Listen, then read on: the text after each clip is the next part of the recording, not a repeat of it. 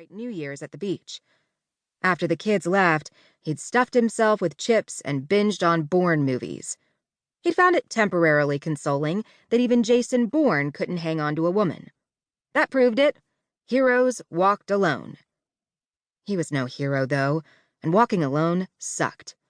Nobody cared if you stubbed your toe or ate too much crap, or that your life was crap. The only thing good about the new year was that the old one was over. With such happy thoughts, he made his way to the Chamber of Commerce's January meeting. New year, new beginnings, better attitude. Who cared about Jenna Jones? He did. There she came, entering the banquet room of Sandy's restaurant in a black jacket over a long red sweater and skin-hugging black tights. Jenna Jones had great legs. Jenna Jones had great everything. He frowned at the sight of her. She saw him and smiled, and he forced the corners of his lips up. "Happy New Year," he greeted her. "Happy New Year to you, too," she said. "Did your kids come down?" "Yeah, we had a good time." He'd have had a better time if Jenna had been with him. "So, did you make any New Year's resolutions?" "Yes, to find you the perfect woman." "I already did." He didn't say it. What would be the point? "You're still the catch of the day around here, you know," she said. "Yeah?" Did he sound bitter? It was so hard to be a good sport when you should have won the game, except it hadn't been a game. She shook her head at him, making the silvery earrings dangling from her ears dance. He didn't remember seeing those before. Had Waters given them to her for Christmas? "You know you are," she said. "Yes, I am," he agreed, which showed remarkably poor taste on Jenna's part. It seemed like every conversation they had started off in this vein, her trying to put what they once had together in a completely different way, him trying to pretend it was okay, and eventually failing. They would never get back to where they were before they dated. He didn't think they'd even get near it. She felt guilty. He felt a lot of things. Let down, resentful, jealous. Yeah, all of the above.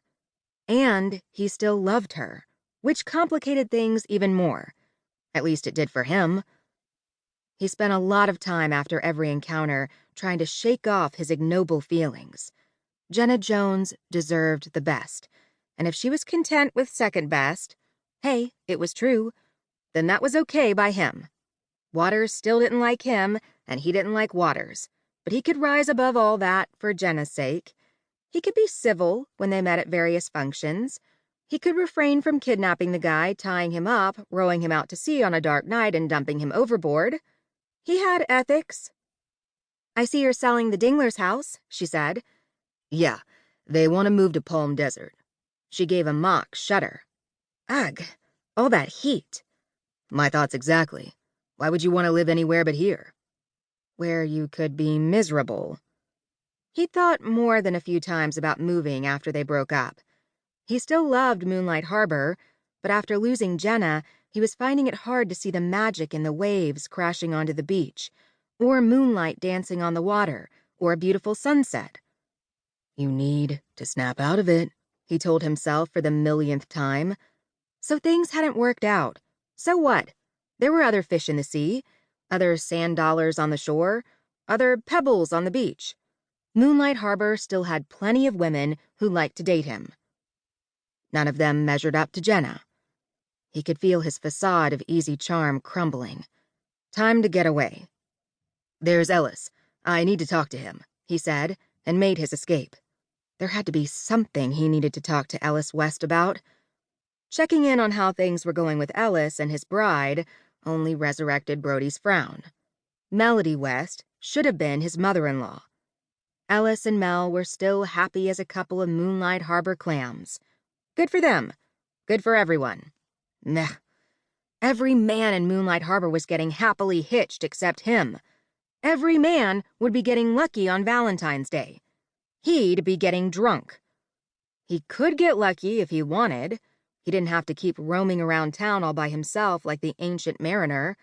He could have friends, with benefits. That was as close as he was ever going to come to getting involved with anyone.